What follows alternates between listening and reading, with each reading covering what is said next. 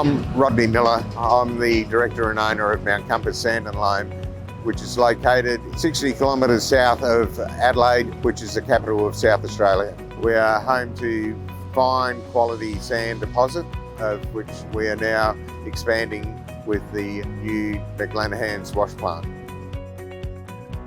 The McLanahan's UltraSAND Plant came in a couple of containers, which was very easy to offload.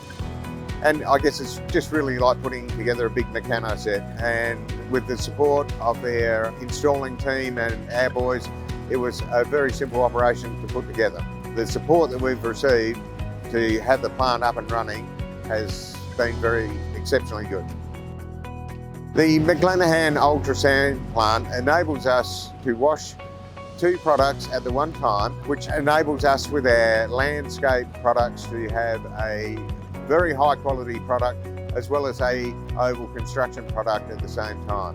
The McLanahan UltraSAND Plant has enabled us to increase our product range as well as the production of our oval mixes.